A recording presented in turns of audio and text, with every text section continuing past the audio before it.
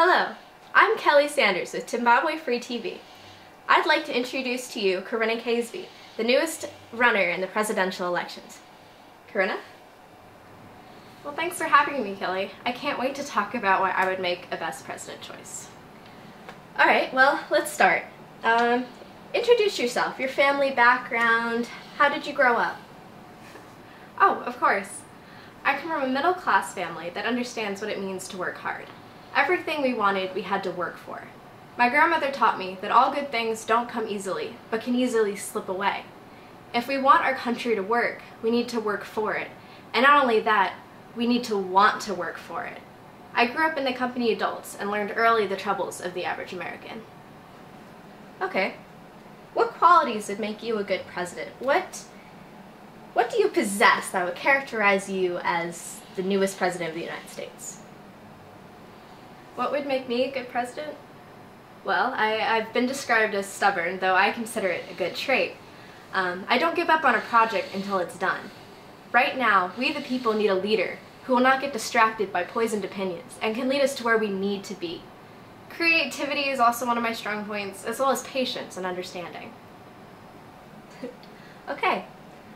How would you handle the war on terrorism in today's circumstances? The war on terrorism. Right now, we are fighting a war of money. We're spending far too much money on all the wrong things, and we're getting nowhere. Right now, this war is not about who we are saving, but about how much money we can spend. If we want to win, we need to change our tactics. Instead of trying to show our brawn, we need to show our brains. If we had an elite group of, say, 100 men who could meld into society, we could take out the problem at the roots. Take out the leaders instead of running around with the grunts. If we ever want to get out of this war without it coming back to bite us, we have very limited choices. How would you fix Homeland Security? How would you make America safer? How would I make us safer? Our current Homeland Security program gives us a false sense of safety that cannot be continued. Yes, it solves the small problems, but ignores the major issues at hand. In order to keep our home safe, we need to start out of our home. A home could have a very high fence, but if the neighbors are angry, then something will go wrong. If we wish that someday we will have a safe America, then we must work on relationships with other countries so that no one feels the need to compromise our safety. The current measures are a great start, but a lot still needs to be done. Okay, this is one of the hottest issues throughout America. How would you improve the education system? Our education system is in need of a major overhaul. It's almost counterproductive, holding back children who need to go forward and dragging ahead children who really need to stay back. I'd like to propose a new system, one where intelligence, not age, is the deciding factor. For every level of every class, there should be a universal test. Students can take this test whenever they feel ready, but it covers everything that class will go over in a year. If they pass the test, they can move on into the next level. In effect, they're able to test out of classes and can focus on the skills they'll need to work on in life after school. Alright, here's another one. How would you improve the American economy? Helping the economy starts with job creation, but really there are plenty of jobs. We just need them to bring them back from overseas. We need to make fair trade with other countries truly fair, where if a country puts a tariff on goods coming into their country, we should put an equal tariff on their goods coming into ours. Once the balance of prices is restored, it'll no longer be cheaper to import items from other countries, so the jobs will have no place to go but come back. Alright. Let's see. How would you improve healthcare?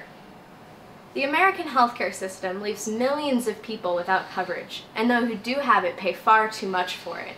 What we need to do is take the big industries out of the equation, and the price of healthcare will go down.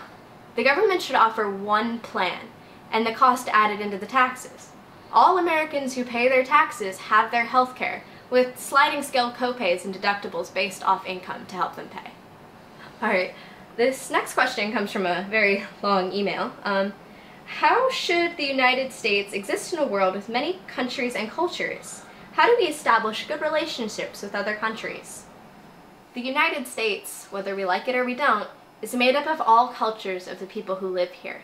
The same respect we give to these people inside of our borders, we need to give to those outside. Everyone has their own idea of what right is, and everyone thinks that their way is the right way. We should stop trying to force democracy onto countries and peoples that don't wish to have it. We should focus on making our government work before we try and change others. If we focus on this idea and let countries have the system that works best for them, then the relationships we have with these countries will improve immensely. Alright, here's another hot one. How would you solve the immigration issue? The illegal immigration of millions every year has become a major problem. Jumping the fence has become like a joke in American culture. But the question is, how are we going to stop it? They come here looking for jobs, for money. So if we're going to stop the problem, we should stop it at the start. Make it mandatory to show your residents to receive pay. If they have nothing to show, they can't get their money. Once the residents get paid for their work, jobs will open up again. Okay, Corinna. What is one other issue you'd like to address? Something that you feel is very important. I love animals and believe the environment is one of the most important things in our world that we need to protect. In North America alone, there are over 150 species on the endangered species list. Some of these are very iconic, like the gray wolf and the killer whale. If we want our children to know what these animals are, we need to preserve them. We need to support programs and organizations that help to bring back the populations of these animals from the brink of extinction. We need to find materials that big businesses, not just everyday Americans, can use in place of environmentally toxic things. Then we must make it mandatory, or at least cheaper for them to use it. Alright, last question. This one comes from a viewer, actually. Why do you value America? What advice would you give to all the young people in America? I value America because throughout history, we are known as trailblazers.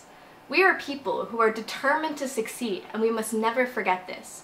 Young Americans must keep this true to themselves, because just because something seems hard, seems impossible, doesn't mean it can't be done. Okay, well, thank you so much for meeting me on Meet the Candidates. This is Kelly Sanders on Zimbabwe Free Radio, and I can't wait for next time. Well, thank you so much for having me, Kelly. I cannot wait until our next interview.